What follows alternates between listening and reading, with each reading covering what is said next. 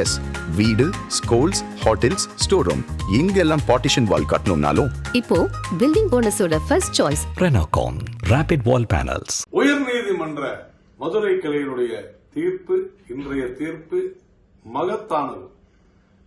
இது பெரும்பான்மை மக்களுடைய நீண்ட நாள் வேட்கையை தீர்த்திருக்கிறது. இந்த திராவிட மாடல் திமுக அரசிற்கு மிகப்பெரிய சம்மட்டி அடி என்று கூட இதை நாம் சொல்லலாம். மதவாத அரசியலை முன்னிறுத்தி இரு மதங்களுக்கிடையே மோதலை உருவாக்க துடித்த திமுக மற்றும் அதன் கூட்டணி கட்சிகளுடைய சதித்திட்டம் இன்றைக்கு நீதிமன்றத்தால் பிளக்கப்பட்டுள்ளது.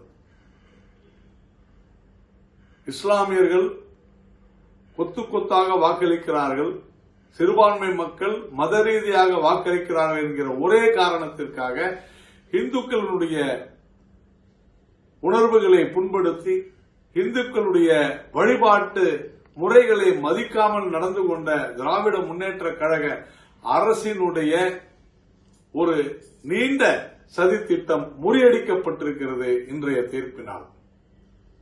எவ்வளவு பேச்சுக்கள், எவ்வளவு ஏச்சுக்கள் இந்து மக்களுடைய உணர்வுகளை புண்படுத்தும் விதமாக இந்துக்களுடைய அந்த மௌனத்தை அவர்கள் தங்களுக்கு சாதகமாக எடுத்துக்கொண்டு ஓட்டுக்காக, அந்த ஓட்டு தரும் அதிகாரத்திற்காக, அந்த அதிகாரம் தரும் பணத்திற்காக அடிப்படை உரிமையான ஒரு வழிபாட்டு உரிமையை மறுத்தது இந்த அரசாங்கம்.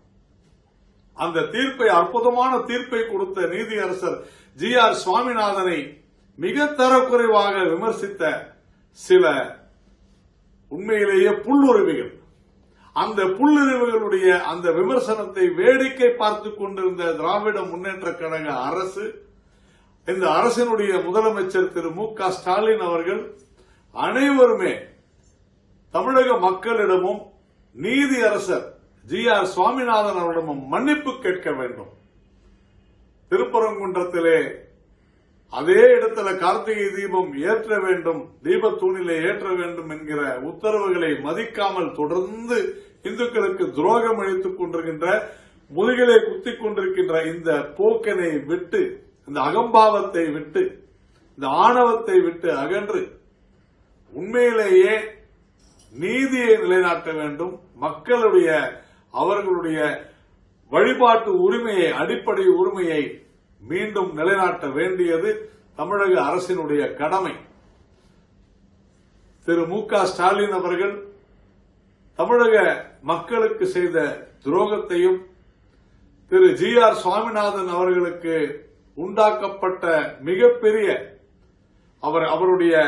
அவரை அவமானப்படுத்தி வந்த அந்த செயலையும் கண்டித்து நாம் தொடர்ந்து சொல்லி வருகிறோம். திரு மு.க. ஸ்டாலின் அவர்கள் முதலமைச்சராக பொறுப்போடு தான் செய்த தவறுக்கு, தன்னுடைய அரசு செய்த தவறுக்கு மன்னிப்பு கேட்க வேண்டும்.